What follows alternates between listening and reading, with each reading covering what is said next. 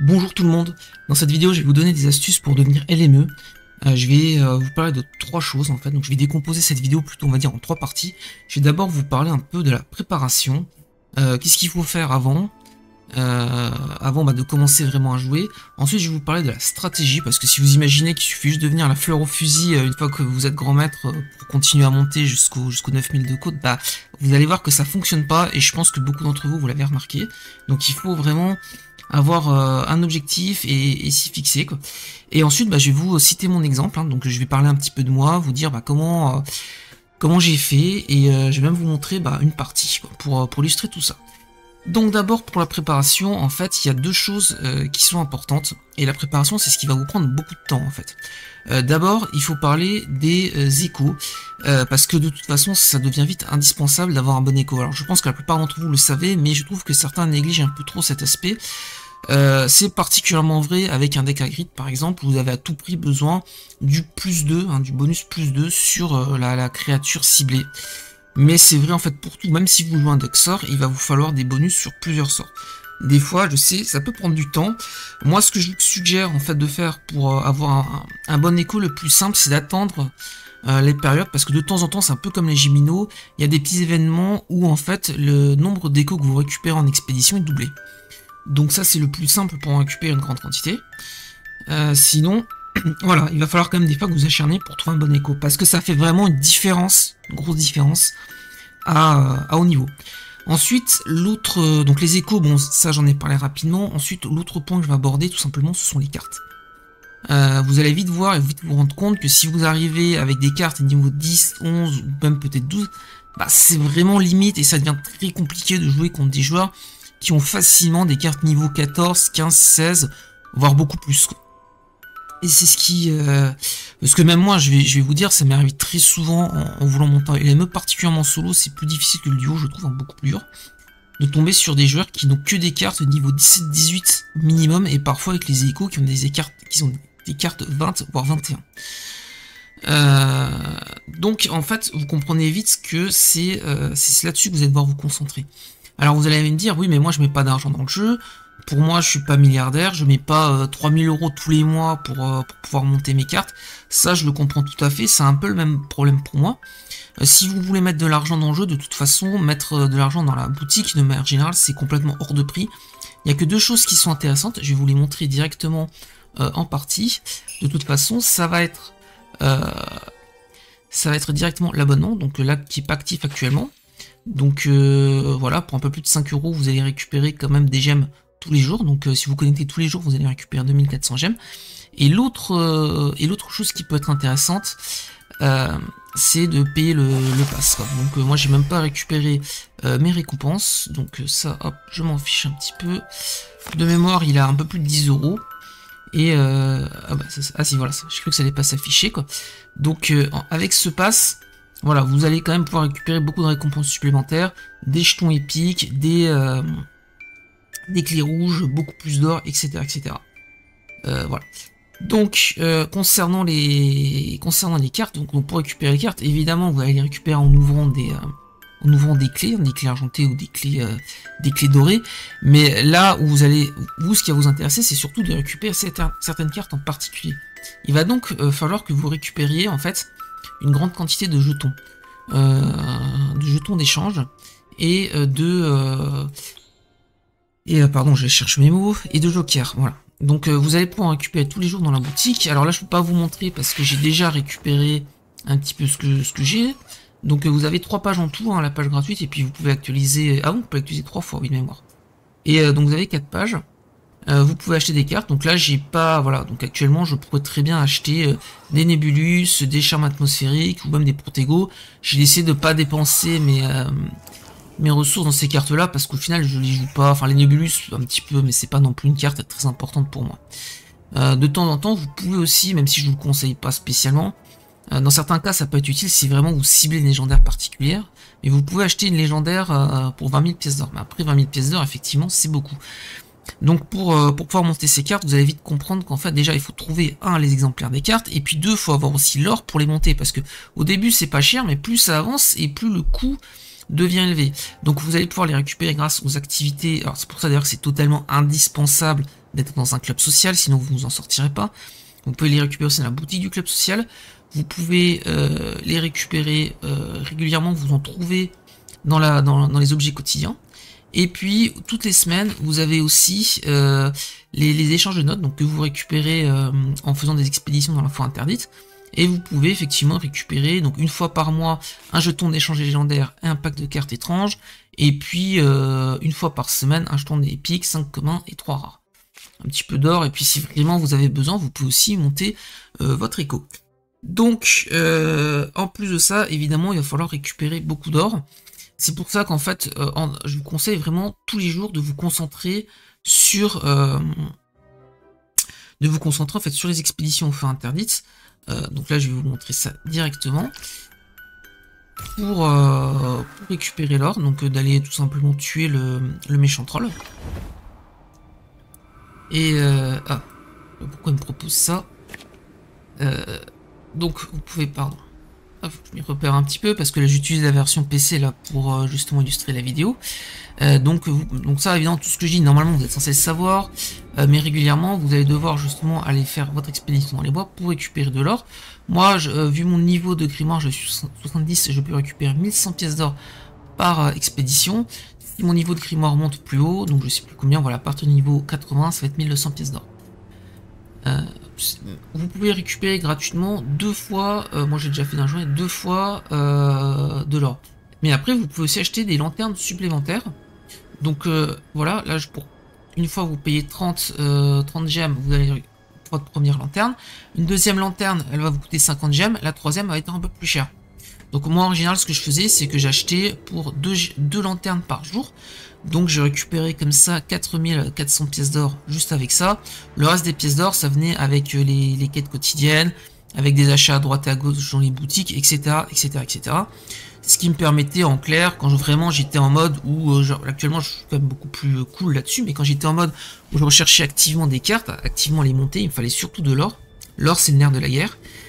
Et donc du coup, bah effectivement, je récupère à peu près l'équivalent en tout cumulé de 6000 pièces d'or par jour. Ce qui fait quand même par semaine, voilà, je vais donner une fourchette, mais je récupérais entre 30 000 fourchettes basses et 40 000 pièces d'or. Ce qui me permettait quand même de monter des cartes, et c'est totalement indispensable.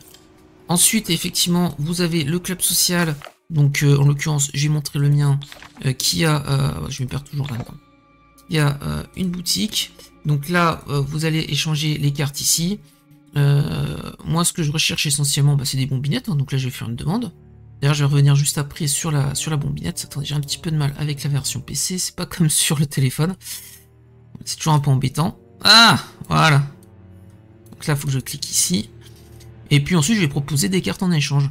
Donc par exemple, ce qui pourrait intéresser les gens, ça sera un fusil boom. Ça va être un confrigo.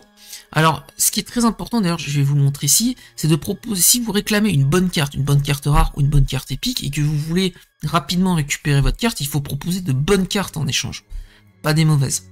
Parce que si vous proposez, si par exemple j'ai proposé le Thébo, ou l'espèce de feu d'artifice, hein, le petit feu d'artifice, ou personne en fait veut récupérer ces cartes-là, même l'Okami n'est pas très demandé. Par contre, si je propose d'autres cartes, je peux très bien te proposer Cassandra par exemple, que moi je ne joue pas. Je pourrais jouer Cassandra mais je la joue pas. Là effectivement ce sont des cartes qui sont recherchées quoi. Celle-ci elle est recherchée, je sais que Belmont régulièrement la veut. Et puis ensuite quelle autre carte, bah tiens celle-ci c'est comme Sampra. Voilà, donc là j'en ai qu'une donc je vais la mettre ici. Hop, je vais échanger. Je regarde aussi s'il n'y a pas d'autres cartes. C'est vrai que c'est ce que j'aurais dû faire avant, mais je regarde s'il n'y a pas d'autres cartes qui m'intéressent. Est-ce que quelqu'un va proposer la bombinette? C'est essentiellement la carte que je recherche. A priori, je vois pas. Non. Voilà, donc je fais comme un petit tour, c'est pour ça que je suis en train de regarder. Non, il n'y a rien qui m'intéresse. Donc c'est important parce que effectivement, si vous demandez une bonne carte comme un Incendio par exemple, et que vous proposez une carte comme je crois qu'elle s'appelle Loti, hein, je sais même plus son nom, c'est pour vous dire, je la joue jamais. Les gens ils vont pas forcément procéder aux échanges. Après les autres cartes sont quand même intéressantes, donc elles devraient trouver normalement preneur. Voilà. Ensuite effectivement dans mon cas donc il faut procéder aux échanges, il faut aussi procéder au joker. Moi dans mon cas, et après il va falloir cibler donc des cartes très particulières. Dans mon cas je jouais 3 decks. Ma line-up c'était Hagrid, Neville et Newt, hein, donc Norbert Dracono. Pourquoi je joue ces 3 decks là? Parce que tout simplement j'adore les invocations. Je vais en revenir après aussi au niveau de la stratégie.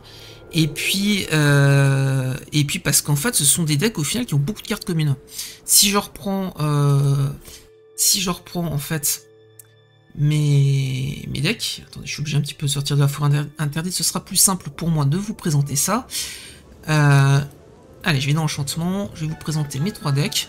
Alors mes 3 decks ce sont des decks personnels, il ne faut pas forcément les reprendre à son compte, ce sont les 3 que j'ai joués pour monter LME. Mon deck Neville que vous voyez ici, je vais revenir après plus en détail, mon deck Hagrid et mon deck Norbert Dracono. Vous allez voir qu'il y a énormément de cartes communes entre ces decks là. Par exemple, sur les 3 decks en question, je retrouve la bombinette, le troll et Rod, sur les 3 decks. Ça veut donc dire que ces 3 cartes-là, je les ai beaucoup montées. Ce sont aussi 3 cartes très fortes. Même en Devil et en Dragono. Je veux dire, ça reste des cartes assez importantes. Ensuite, vous avez d'autres cartes qu'on va retrouver dans 2 decks. Par exemple, si je prends l'Opalœil, l'Opalœil, je vais la retrouver en Neville et en Norbert Dragono. Si je reprends la potion d'enflure, si je me souviens bien, c'est son nom, je vais la retrouver à la fois sur Neville et sur Hagrid. Si à l'inverse je reprends donc la potion d'enflure ici, pardon, elle est tout à droite. Si je reprends le monstrueux livre des monstres ou les petits pixies, un petit lutin de Cornouailles, voilà, je cherchais le nom, je vais les retrouver à la fois ces deux-là en Hagrid et en Norbert Dracono. Après, il y a des cartes qui vont être propres à chaque deck. Par exemple, le serpent centre qu'il faut à tout prix que je monte. Alors oui, je suis bien monté LME avec une carte niveau 8 hein, et une autre niveau 9, hein, les araignées. Ça peut paraître fou, mais c'est comme ça. J'ai bien gagné des parties contre des joueurs qui eux-mêmes étaient LME avec ça. Donc comme quoi, il n'y a pas forcément besoin que de cartes d'un niveau très important. En tout cas, il y a beaucoup de cartes qui sont communes et certaines cartes qui sont propres à chacun des decks. Ensuite, donc les cartes qui sont très importantes, les cartes clés pour moi, auxquelles j'ai vraiment fait l'effort de monter réellement et que je vais monter jusqu'au niveau maximum. Je vous l'ai déjà dit, c'est le troll et la bombinette. L'Opalœil est une carte très importante pour moi, donc que je monte aussi à moyenne parce que c'est difficile de monter une carte légendaire. Elle est niveau 15 et je vais la monter niveau 16. Niveau 18, je sais pas si j'atteindrai, en tout cas il va me falloir beaucoup de temps, peut-être à la fin de l'année, 2024. C'est pour vous dire. Et ensuite, sinon, non, sur le deck Hagrid, j'avais pas de carte. Voilà, si c'était cette carte, cette carte-là aussi, je voulais montrer. C'est le Daniel. Daniel, peut-être que je mettrai aussi en Norbert Dragono. Pour les autres cartes, au final, je vais, en fait, il y a des cartes qui sont fortes, importantes, mais moins. Donc, je vais laisser à des niveaux moyens, niveau 14, typiquement Aguamanti, Incendio, le livre des monstres. Ça n'empêche pas que dès que j'aurai l'occasion, les deux-là, très bientôt, je vais pouvoir les monter niveau 15. Hein. Comme vous voyez, leur jauge est quasiment remplie. Hein, Aguamanti, si je regarde ici, voilà, il me manque 3 exemplaires de la carte, ce que je devrais avoir très bientôt, parce que si vous restez jusqu'en fin de vidéo, je vais faire une ouverture hebdomadaire. Normalement, je la fais le vendredi, mais pour la vidéo, je vais la faire aujourd'hui, jeudi, je fais l'ouverture hebdomadaire de mes clés. Donc ça va faire beaucoup de clés. Aguamanti, il reste 3 exemplaires, et le livre des monstres 6. Donc ça va être fait assez rapidement, d'ici 1 ou 2 semaines, parce que même si j'ai déjà les cartes, je vais pas forcément avoir l'or pour les monter. La bombinette, pour moi, c'est la carte la plus importante. Elle est tellement forte que je la monte à tout prix, et je ne plaisante pas, hein, c'est pas... Elle est niveau 16, là, actuellement.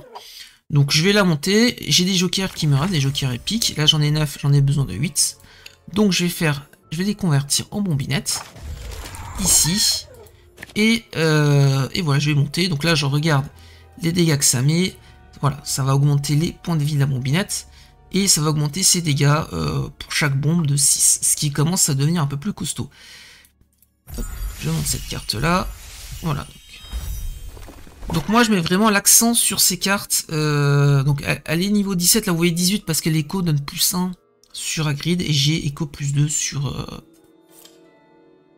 le Dragono avec. Oui, parce que la bombinette, c'est la carte la plus forte du jeu. Pour 3, c'est incroyable les dégâts qu'elle met. Souvent, même sur mon deck Hagrid, la bombinette va mettre plus de dégâts que le troll. Donc voilà. Donc ça, c'est ce qu'il vous faut. Il faut vraiment que vous passiez du temps. Moi, j'ai dû passer à peu près les mois d'octobre, novembre, décembre à ne faire quasiment que ça. J'avais pas énormément de temps de jeu à cause de mon travail. Donc du coup, le peu de temps de jeu que j'avais, puisque je jouais une demi-heure ou une heure par jour maximum, hein, pas plus, hein, je veux dire, après vous savez, j'ai ma vie à côté, et ben je le consacrais entièrement à récupérer de l'or, des échos, enfin pas des échos, des... pardon, j'ai un petit peu de mal aussi, de l'or, des jokers, j'ai toujours du mal avec ça, et évidemment des jetons d'échange, et je me suis acharné à les monter. Voilà, sachant que le troll, j'ai commencé à le monter seulement en décembre, puisque jusqu'à présent, je ne jouais que Neville. Donc le troll, il était niveau 10 en décembre, actuellement il est 17, et comme vous allez le voir, bah là je voyais 45 cartes, j'ai aussi 53 jokers, donc au final il doit me manquer un peu plus de 60 cartes pour arriver à terme. 62 cartes, hein, j'ai l'impression comme ça vu de nez.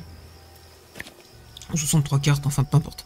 Donc c'est ce qui me manque pour arriver.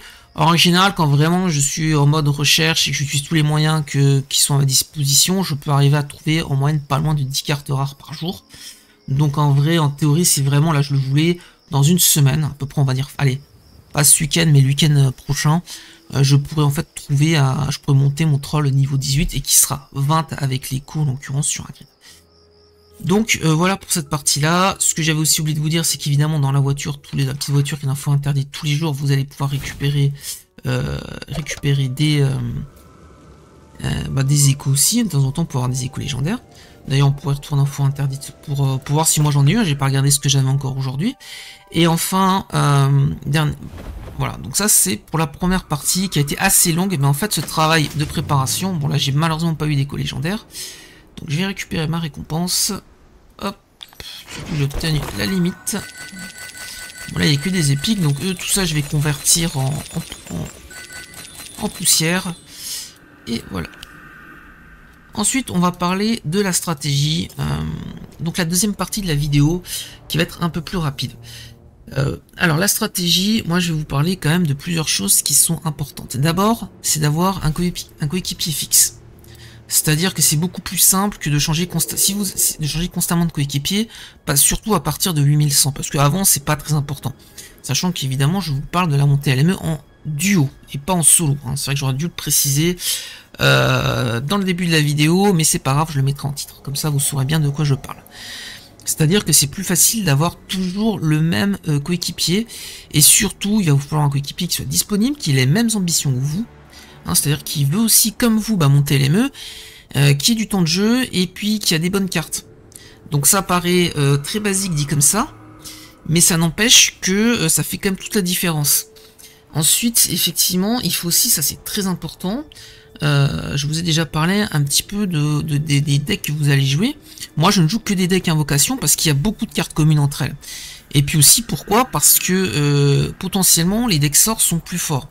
Mais le problème des decks sorts, c'est que si vous ne touchez pas vos cibles, par exemple si vous utilisez un incendie dans le vide, si vous utilisez un confrigo sur une seule cible qui rebondit qu'une fois et qui va mettre que 30 points de dégâts au lieu de mettre des millions de dégâts, si vous utilisez un obscurus dans le vide, etc., en fait ça va se retourner contre vous assez violemment. Donc vous allez tout simplement perdre les parties parce que c'est terrible.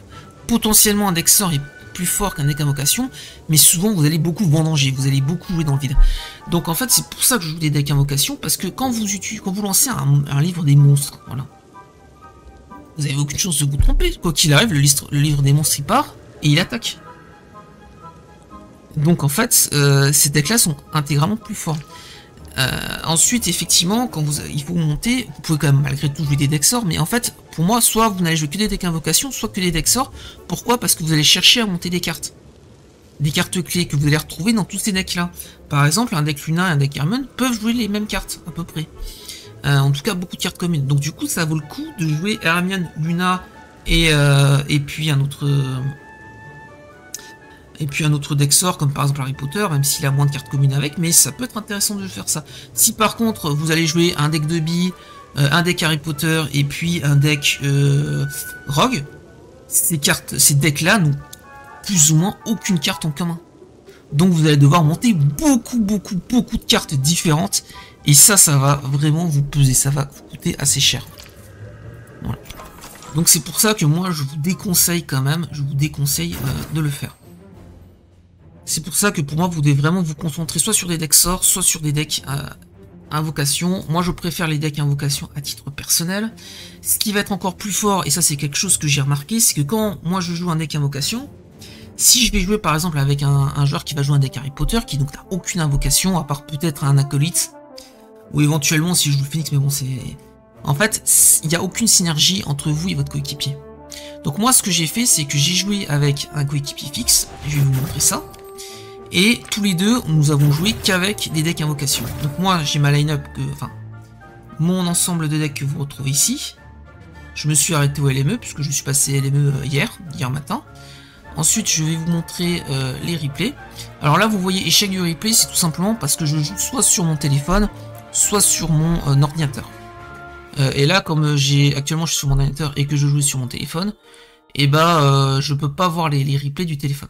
Mais il y a quand même il y a de plus vieux replays que je peux regarder. Et comme vous pouvez le voir là, et ben on était en série de victoires. Là on avait fait 6 victoires ou 7, donc 4, 5, 6, 7. Voilà, non, les 7 dernières parties c'était que des victoires. Avant on avait perdu une partie, celle-ci. Avant d'avoir perdu cette partie, on en avait gagné 4 de mémoire. 5, pardon. Avant ça, on en avait perdu 2. Puis là, elle a été gagnée et celle-ci perdue. Là, vous avez 2 victoires et puis je peux pas remonter à plus loin. Par contre, ces replays, je peux les regarder puisque c'est des plus vieux replays et qui datent d'il y a 2 jours. Et il y a 2 jours, en fait, j'avais joué sur mon ordinateur. Voilà. Et comme vous pouvez voir, mon deck Norbert Dragono est un peu plus faible que mes autres decks. Mais ça m'a pas empêché de battre des LME. Ces 2 joueurs-là en face sont LME. Ça a été... Ah bah non, ça a été perdu, pardon. Mais bon, c'est un mauvais exemple. Voilà. Alors, une petite astuce aussi que je vais vous donner, parce que mon allié, lui, n'avait qu'un excellent deck, un meilleur deck que moi à grid, et un bon deck... il a gardé son écho épique, parce qu'il a un très bon écho épique, donc un deck Dracono. Mais il n'avait pas de 3ème deck. Donc lui, ce qu'il faisait pour pouvoir jouer quand même à grid régulièrement, c'est qu'il introduisait un deck Neville, comme moi, mais il ne le jouait jamais en fait. C'est ce qu'on appelle un faux deck. Par exemple, vous n'avez que 2 bons decks, mais vous avez, comme lui, un Dragono et un... Et je vais y venir, pardon, et un grid. Et dans ce cas-là, le 3ème deck que vous pouvez mettre, pour éviter de tout le temps vous faire ban votre grid, c'est de mettre un Neville. Parce que les 2 decks qui sont ban le plus sur le jeu, c'est Neville et Hagrid. Donc maintenant, je vous ai parlé un petit peu de la stratégie, un petit peu de ce qu'il fallait faire. Voilà, vous avez compris quand même ce qu'il faut.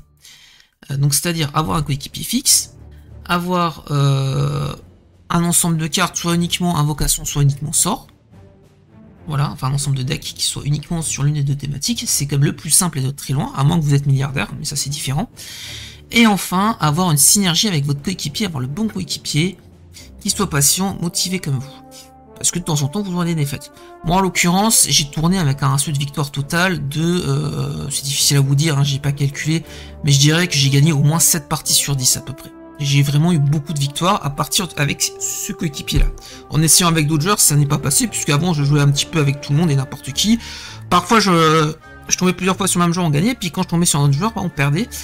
Pas forcément parce que l'autre joueur était mauvais, mais il n'y avait aucune synergie dans le deck, et puis ça n'allait pas.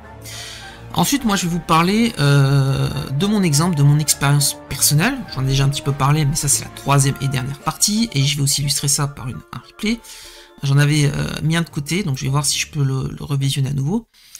Dans mon exemple, nous-mêmes, au niveau des bans, qu'est-ce qu'on bannissait le plus souvent? Alors je sais que tout le monde veut bannir par exemple Hagrid, Neville. Moi je crois que j'ai banni 1 ou 2 fois sur Hagrid, pas plus. Neville je ne l'ai jamais banni. Moi ce que je bannissais quasiment systématiquement dès que je trouvais, c'était une Hermione, parce que Hermione c'est très dangereux en duo, c'est probablement pour moi l'écho le plus fort, qui est trop sous-estimé par de trop nombreux joueurs, mais c'est vraiment un monstre, il vous détruit lui tout seul, parce que si vous prenez les fusées boom, vous êtes mal barré. Et puis enfin, les decks rogues, qui sont très très pénibles contre les invocations, et puis les decks Luna. Hein, c'est ces 3 là que je bannissais le plus, pourquoi? Parce que Luna peut, avec son sombral, vous mettre d'énormes dégâts. Voilà, donc là, je vais essayer effectivement de vous retrouver ça assez rapidement. Si je peux le visionner, si tout se passe bien. Et je vais vous décrire un petit peu la partie, comment ça se passait.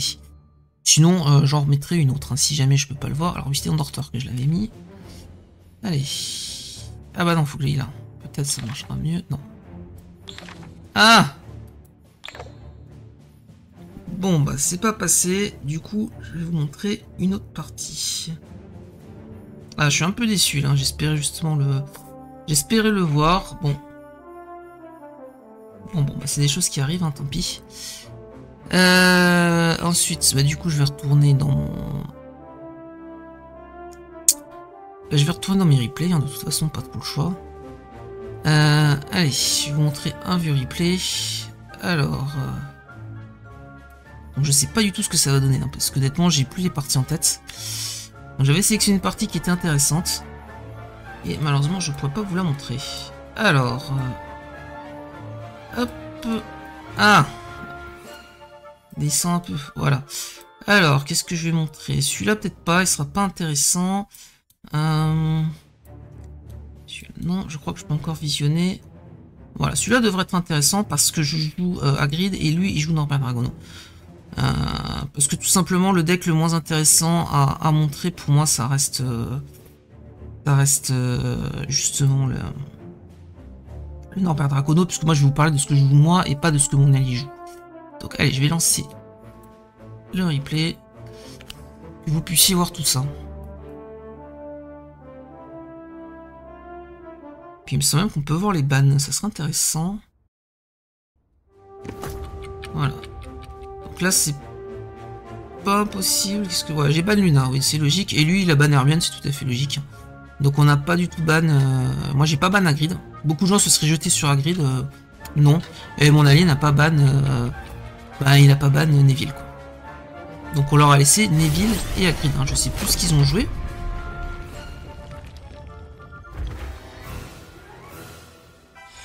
Donc voilà, moi j'avais pas encore le LME, enfin la tenue LME, mon allié ici.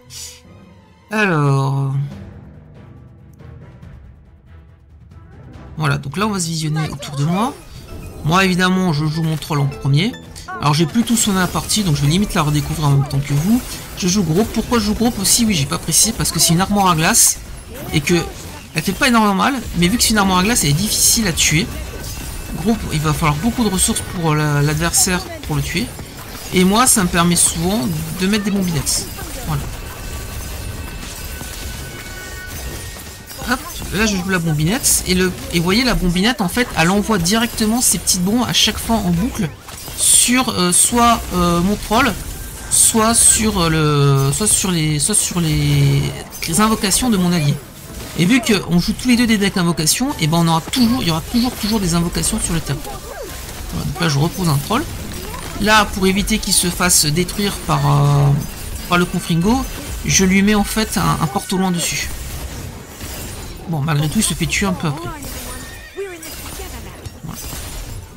Pour l'instant, c'est pas... Voilà, donc on a chacun joué nos bombinettes, hein, vraiment qui est totalement indispensable.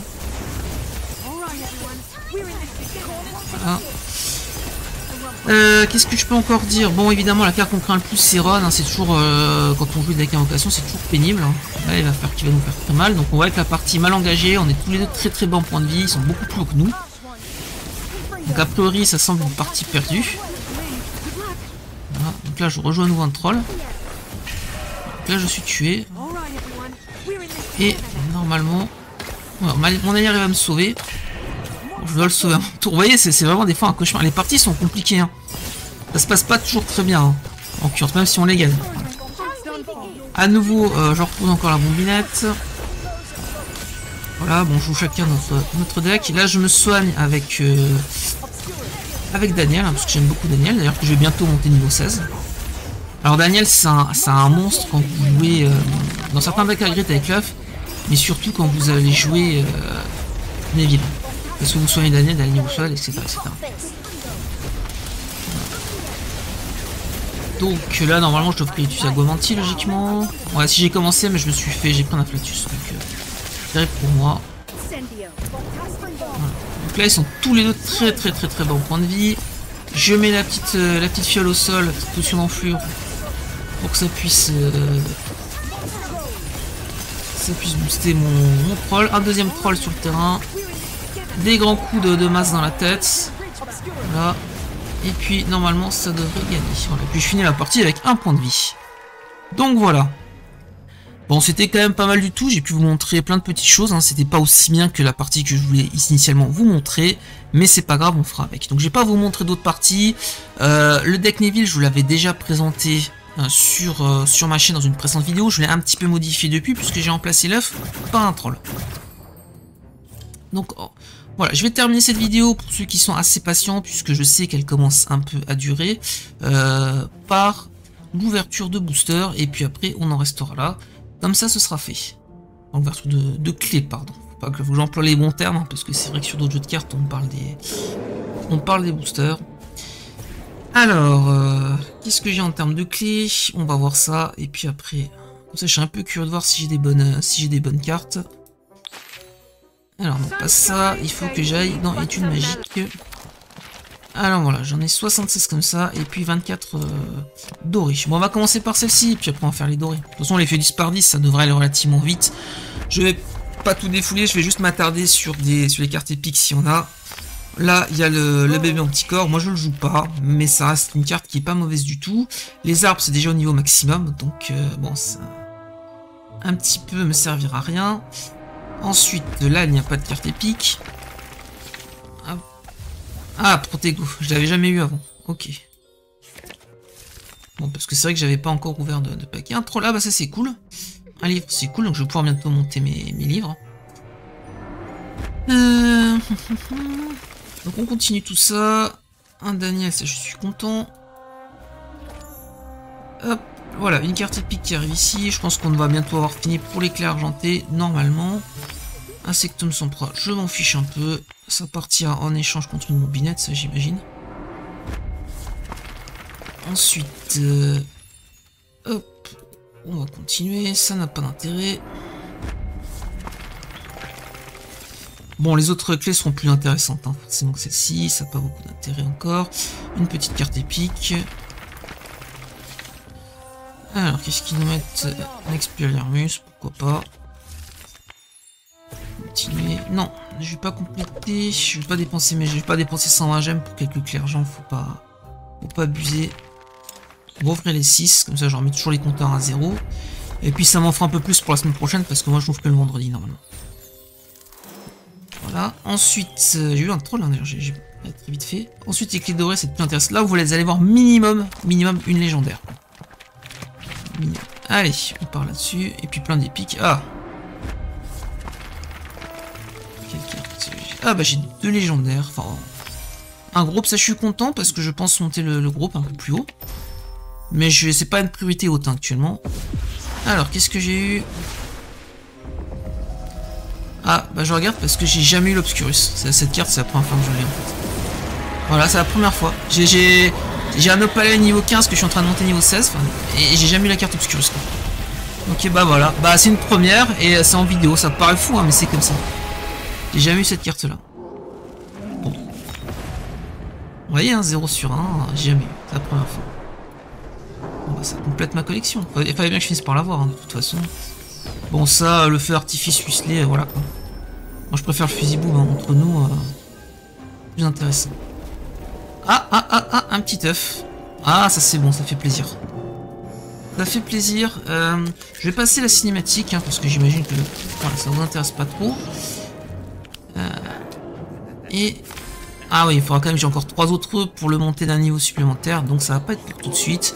On va regarder un peu les épiques hier, un incendie, je suis très content. Bien que je sois lent de pouvoir le monter. Les jumeaux frais, bon ça m'intéresse pas plus que ça, donc ça c'est une bonne petite ouverture, assez sympathique hein, d'ailleurs. Voilà. Allez, on va continuer. Ah! Alors, combien j'ai de légendaires? 1, 2! Oh! Oh! Allez, qu'est-ce que j'ai là-dedans? Se frotte les mains. Ça me dit quelque chose. Cette cinématique, c'est quoi déjà? Ah, je sais. Oh non! J'aurais dû me douter que dans cette carte-là, non. Ah non, c'est Minerva, j'ai cru que c'était le... J'ai cru que c'était le vif d'or. Ok, donc je pourrais potentiellement monter Minerva à un niveau supplémentaire ou l'échanger, parce que je joue pas Minerva McGonagall. Un groupe, ça je suis content. Moi je considère que c'est une bonne carte le groupe. Un deck invocation, ça met tout de suite de la pression. C'est une armoire à glace pour récupérer effectivement toutes les petites bombes. Bon, c'est comme Sempra, voilà, je ne fais pas de magie noire. Confrigo, ça partira à l'échange, je ne joue pas cette carte. Eevee, ah oui, bah d'ailleurs, je vais revenir sur un tout dernier point dans la vidéo. C'est qu'effectivement, pour les cartes peu importantes, vous n'avez pas besoin de les monter. Si vous jouez Eevee, que vous ayez une Eevee niveau 8 ou niveau 18, ça change rien. Donc, ça va être... ok. Ça va être le feu démon. Alors le feu démon, ça me dérange pas parce que je ferai peut-être bien plus tard cet été un deck à gris de feu démon. J'ai déjà l'écho pour le faire. Ok. Et là, non, pas cette clé or. Il m'en reste 4. Bah écoutez, je vais ouvrir les 4 dernières. Hein. Je pense pas que j'aurai... Ah, une légendaire. Je pense pas en avoir 2 parce que là, ce serait vraiment un avis monstrueux. Voilà. J'ai quel... Ah oui, c'est le Protego Diabolica. Ok.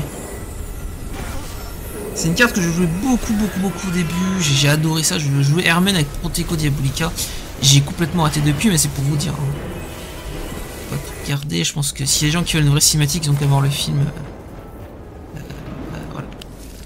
Je sais plus son nom, mais ils ont qu'à voir le film. Bon bah voilà, ce sera tout. Ok, j'espère que cette vidéo n'a pas été trop longue pour vous. Moi, je vous souhaite en tout cas tout le meilleur pour vous, hein, que vous réussissez tout simplement à monter. Alors dernier point, je sais plus si j'en ai parlé, mais je vais quand même revenir très vite fait dessus.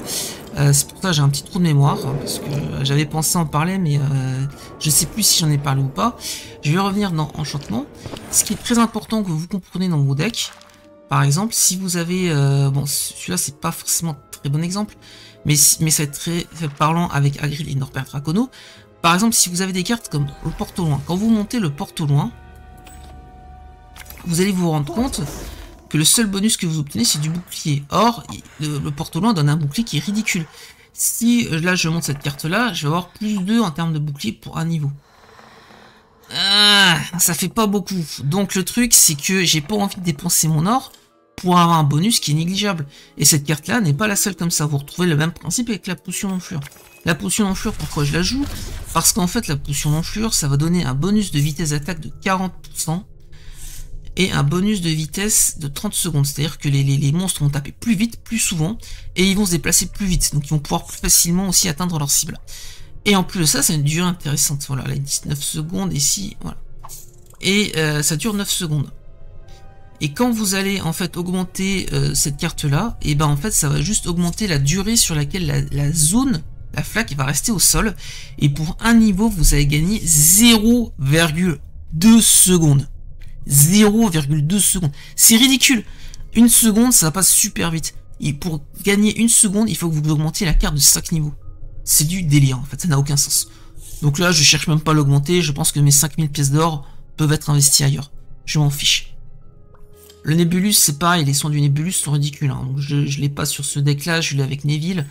Si vous regardez, je veux quand même peut-être la monter niveau 14, parce qu'avec Neville, c'est vrai que je peux mettre plein de cibles sous le Nebulus. Mais le soin Toto, puisque c'est 3 tics, bah en tout, ça fait plus 6 pour un niveau. C'est pas beaucoup, hein. C'est pas beaucoup. Mais enfin, bon, on dira, c'est toujours ça à prendre, mais c'est pas beaucoup. Donc on soigne peu avec le Nebulus. D'autres cartes, en fait, peuvent être dans le même exemple que ça. On va prendre l'exemple du Norbert Dragono. Bon, le Nifleur est dans la même veine. Eevee aussi, parce que Eevee, si vous la jouez, c'est ce que je vous disais tout à l'heure, en fait, c'est essentiellement pour pouvoir faire disparaître un monstre. Que vous gagnez des PV sur Eevee et des dégâts qui vont être ridicules, hein, les gains sont ridicules, vous en fichez complètement, ça ne vous sert à rien. Donc allez vous embêter à récupérer une carte typique qui est pas facile à avoir, et en plus de ça, dépenser votre or pour monter cette carte, ça a peu d'intérêt. Je les montrerai peut-être un petit peu, niveau 10-11, toutes ces cartes-là, plus tard, pour pouvoir monter mon niveau de grimoire. Mais ça s'arrêtera là. Voilà, voilà. Et bah c'est tout, je vous ai tout dit. Maintenant, vous avez la démarche à suivre. Vous avez toutes les cartes entre vos mains. Moi, je vous souhaite le meilleur, je vous souhaite de réussir. Et je vous dis à la prochaine. Allez, salut, bye les gens.